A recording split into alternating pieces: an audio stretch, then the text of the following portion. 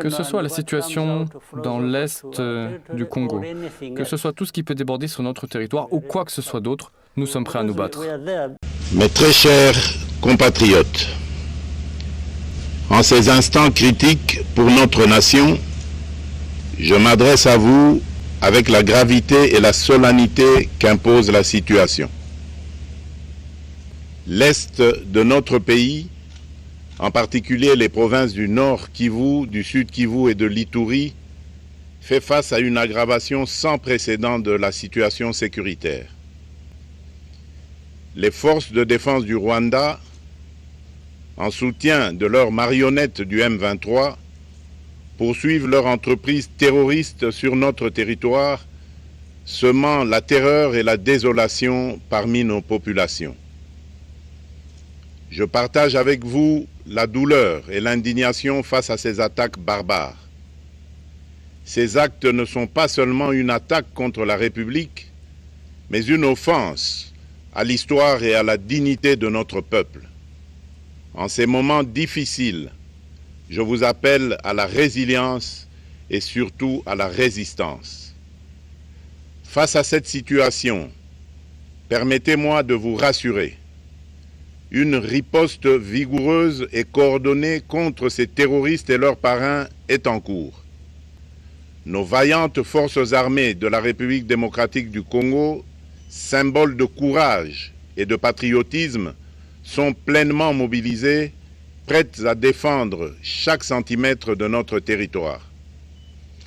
J'ai personnellement convoqué et présidé des réunions de crise avec une équipe restreinte du gouvernement, le haut commandement militaire ainsi qu'une réunion interinstitutionnelle afin d'évaluer les récents développements de la situation et de lever les options pour repousser les agresseurs et reconquérir chaque parcelle de notre territoire.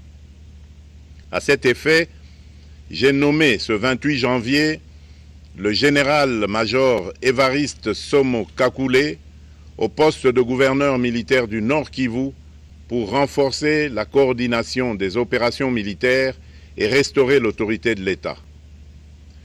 Parallèlement, nous avons engagé d'importantes démarches diplomatiques, notamment au sein du Conseil de sécurité des Nations Unies, ainsi que dans le cadre du processus de paix de Luanda, auquel nous restons pleinement engagés malgré les obstacles.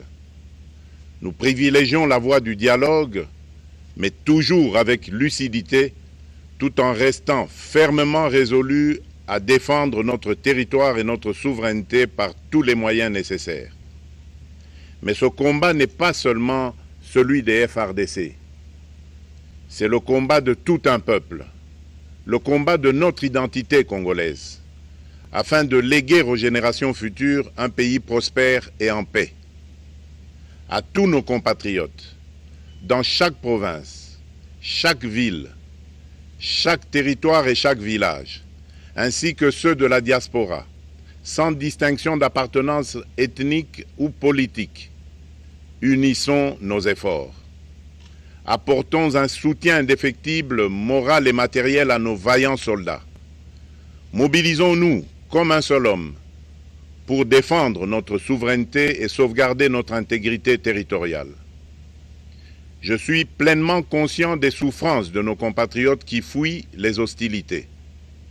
Le gouvernement est instruit d'activer le plan d'urgence humanitaire pour venir en aide aux déplacés. À vous, habitants de Goma et des environs, je ressens profondément votre douleur qui est aussi la mienne. Elle traverse nos cœurs et nos âmes en tant que fils et filles d'une même patrie. Mais face à cette épreuve, je vous exhorte à puiser dans cette force intérieure qui fait la grandeur du peuple congolais. Résistez avec courage. Faites preuve de vigilance constante et gardez votre calme malgré l'adversité. Sachez que nous ne sommes pas restés inactifs. Des plans de contingence sont préparés pour assurer la protection de la population civile et prévenir toute escalade de la violence. Les dispositifs de sécurité ont été renforcés pour protéger les zones stratégiques et nous travaillons sans relâche pour garantir le fonctionnement des services essentiels. Je tiens à rendre un hommage solennel à tous ceux qui ont payé le prix ultime dans cette lutte pour notre dignité et notre souveraineté. J'ai une pensée pieuse pour le général-major Peter Chirimwami, gouverneur militaire du Nord Kivu, tombé les armes à la main. Je m'incline avec respect devant la mémoire de tous nos militaires et de tous les Wazalendo tombés sur le champ d'honneur. Je pense aussi aux soldats de la mission de la communauté de développement d'Afrique australe, la SAMI d'IRC, qui combattent à nos côtés, aux casques bleus de la MONUSCO, qui ont sacrifié leur vie pour la paix, ainsi qu'aux innombrables civils victimes de la barbarie ennemie. Leur courage et leur sacrifice ne seront jamais oubliés, et nous portons leur flambeau avec la ferme détermination d'achever leur noble combat. Je voudrais ici interpeller directement la communauté internationale et l'Union africaine. Le Rwanda continue de violer ouvertement et sans scrupule les principes fondamentaux de la Charte des Nations Unies ainsi que les accords régionaux. Pire, ces agissements se déroulent dans une impunité totale et ce, avec un mépris manifeste des règles internationales et des valeurs que ces institutions sont censées défendre. Cette attitude arrogante, qui ne cherche même plus à masquer ses forfaits, est une provocation inacceptable à l'égard de notre souveraineté et de la stabilité régionale. La présence de milliers de soldats rwandais sur notre sol, leur soutien politique, logistique et militaire à leur pantin du M23, ainsi que leur implication dans l'exploitation illégale de nos ressources naturelles, nous conduisent tout droit à une escalade aux conséquences imprévisibles, mettant en danger toute la région des Grands Lacs. Votre silence et votre inaction face à la barbarie du régime de Kigali et aux atrocités perpétrées par ces supplétifs sur notre territoire constituent un affront non seulement à la République démocratique du Congo, mais également aux valeurs universelles de justice et de paix. Le peuple congolais prend acte de cette passivité qui frôle la complicité. Soyez sûrs d'une chose, la République démocratique du Congo ne se laissera pas humilier ni écraser. Nous nous battrons et nous triompherons.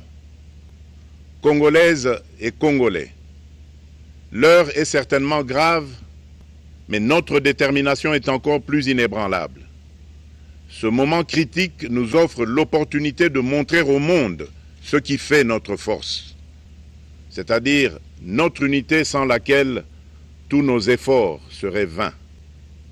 Je vous appelle à être vigilants, mais à ne pas céder à la haine, aux divisions ou à la violence.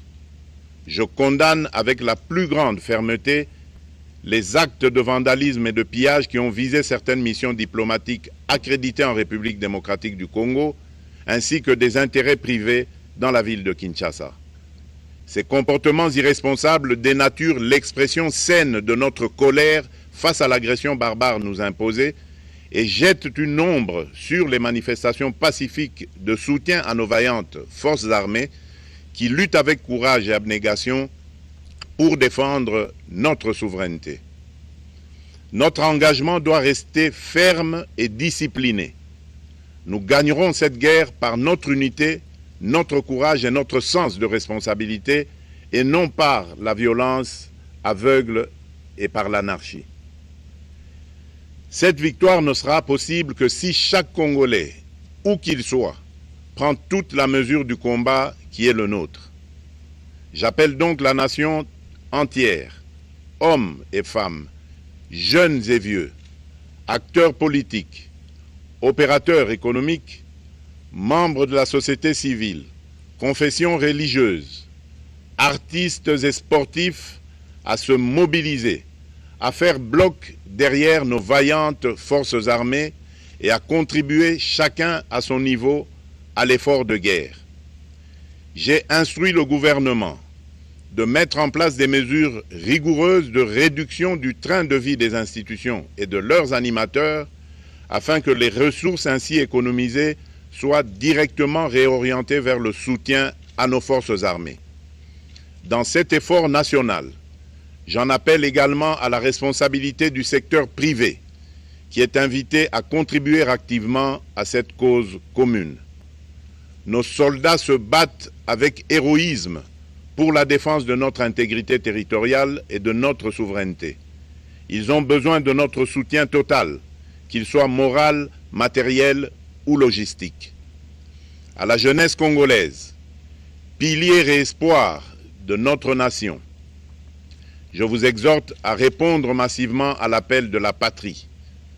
Le moment est venu de vous lever, de mettre votre énergie et votre créativité au service de la nation. Nous devons renforcer nos rangs et chaque jeune Congolais prêt à défendre son pays a une place au sein de nos forces armées. Enrôlez-vous massivement dans l'armée. Vous êtes le fer de lance de notre projet et votre mobilisation est déterminante pour la victoire finale. Aux braves populations du Nord Kivu, du Sud Kivu et de l'Ituri, vous êtes le symbole de la résilience congolaise, une source d'inspiration pour toute la nation.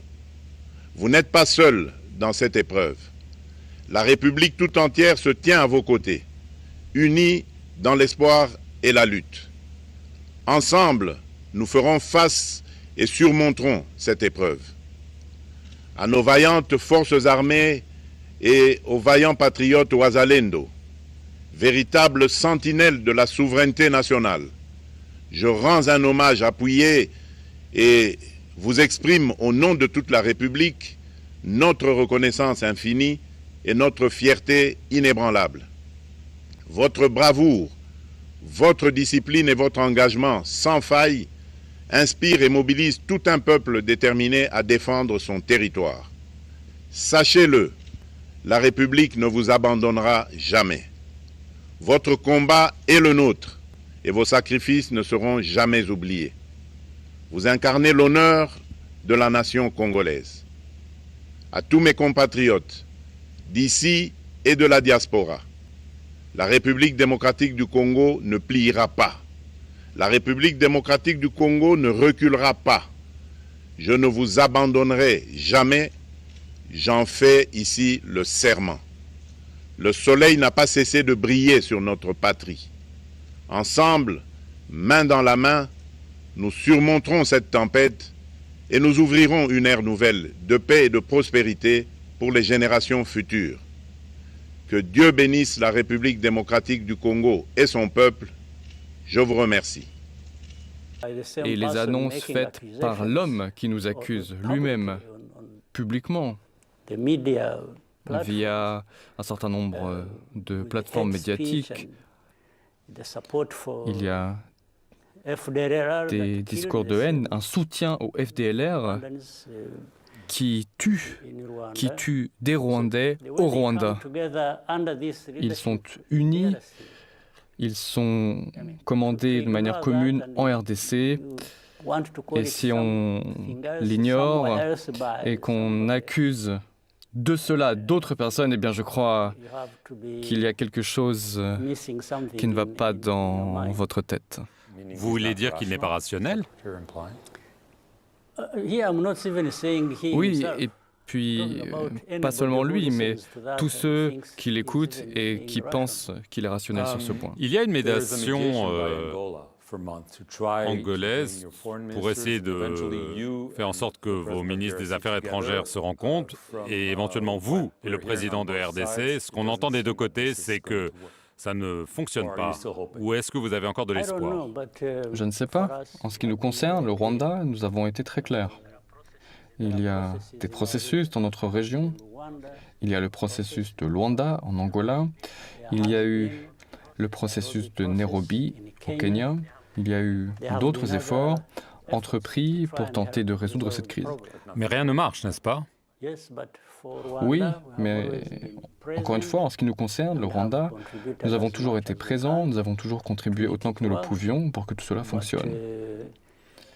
Mais il semble que la RDC ait d'autres idées. Le président de la RDC a invité la communauté des États d'Afrique de l'Est a invité des forces. Le lendemain, il les a expulsés, puis il a invité d'autres groupes qu'il a sélectionnés pour l'aider en pensant que ces forces allaient se battre pour lui. Il a fait intervenir la SADC, tout en faisant en sorte que les forces burundaises restent présentes sur le sol congolais. Donc toutes ces choses sont très confuses, mais elles sont rendues confuses précisément par ceux qui se plaignent des difficultés. Vous êtes toujours prêt à le rencontrer, malgré tout ce que vous venez de dire? Pour moi, c'est lui qui met des conditions. Moi, je n'ai jamais mis de conditions avant de le rencontrer. Je l'ai invité à Luanda pour avoir des discussions sur l'Est du Congo et sur la situation générale entre le Rwanda et la RDC. Il y a eu des rencontres au niveau ministériel. Elles auraient dû servir de réunion préparatoire à notre rencontre. Vous pouvez demander aux Angolais, j'ai toujours été prêt. J'ai toujours été prêt. Est-ce que vous êtes toujours prêt? C'est ça ma question. Ou alors c'est trop tard et la confiance est brisée? Je ne crois pas que cette question soit très importante, puisque je vais simplement répéter ce que je vous ai déjà dit. Et vous me faites répéter.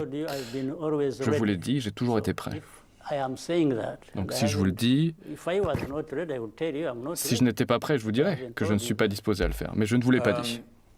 Ces derniers mois, les Nations Unies, mais aussi les États-Unis, la France, l'Union européenne, accusent le Rwanda non seulement de soutenir le groupe rebelle du M23, mais d'être directement impliqué dans l'Est de la RDC. Un groupe d'experts de l'ONU vient de rendre un rapport affirmant que vous êtes de plus en plus présents en RDC, les forces armées rwandaises. Est-ce que c'est le cas? Parce que vous n'avez jamais admis cela, mais on voit ces accusations de plus en plus directes contre vous.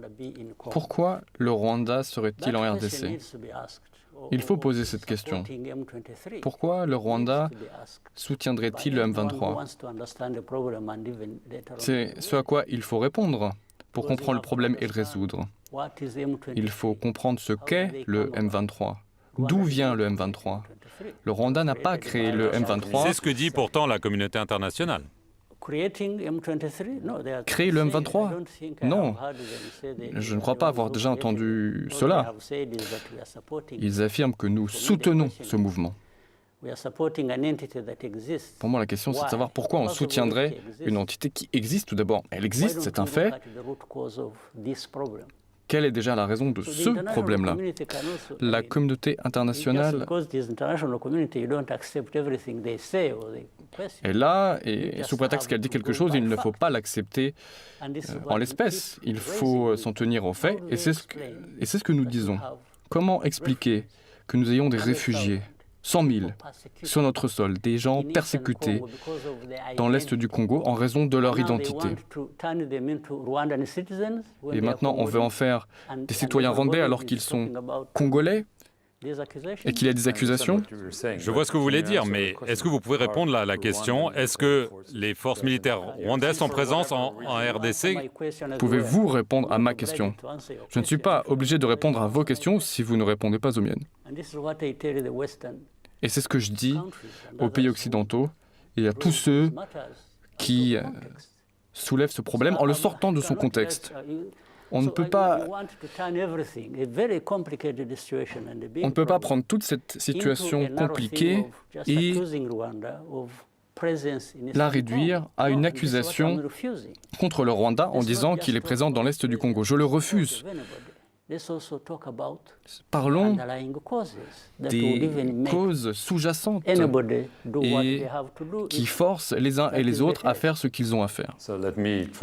Alors, je vais essayer de poser la question différemment. Est-ce que vous considérez que la situation dans l'Est de la RDC est une menace directe pour le Rwanda et que du coup, le Rwanda prendra toutes les mesures pour se défendre, y compris la présence militaire? Nous l'avons dit publiquement. Cela n'est pas un secret. C'est une menace dans la mesure où le Congo ignore les problèmes de ses citoyens. Il les prive de tous leurs droits, il les tue, il les persécute. Il y a des discours de haine, il y a une idéologie génocidaire à l'œuvre dans l'Est du Congo.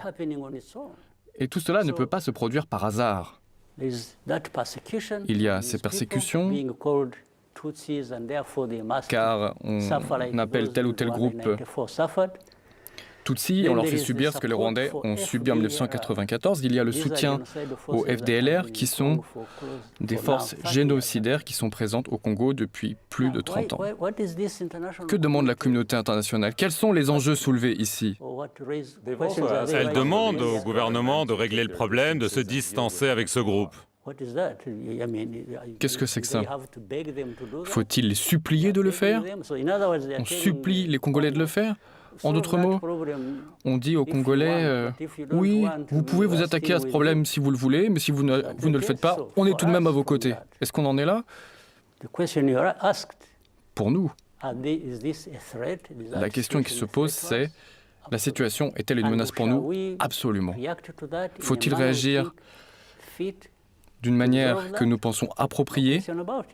Absolument. Est-ce que la guerre avec la RDC est une réelle possibilité? Vous avez fait référence aux questions soulevées par le président Tshisekedi. Il vous a dit, à vous et à d'autres, dernièrement encore, un certain nombre de choses. Il a dit qu'il fallait que la guerre soit portée sur le sol rwandais, renverser le gouvernement et ainsi de suite. Si quelqu'un dit ça, dans une situation de cette nature, eh bien, d'un côté, on peut penser que cette personne est en train de bluffer ou qu'elle n'a rien d'autre à dire. Mais d'un autre côté, au regard de notre situation, de notre expérience, notre histoire, rien n'est considéré comme acquis. Donc, vous êtes prêt à vous battre si nécessaire? Que ce soit la situation dans l'Est du Congo, que ce soit tout ce qui peut déborder sur notre territoire ou quoi que ce soit d'autre, nous sommes prêts à nous battre. Nous sommes là où nous en sommes, car nous avons combattu pour nos droits et pour nos vies. Et cela ne fait aucun doute. Nous n'allons pas reculer, être dissuadés si quelqu'un nous menace. Cela n'est pas un secret. Nous sommes prêts à nous battre. Est-ce que vous craignez des sanctions occidentales en raison de la présence dénoncée de vos troupes en RDC? Je vais vous dire une bonne chose.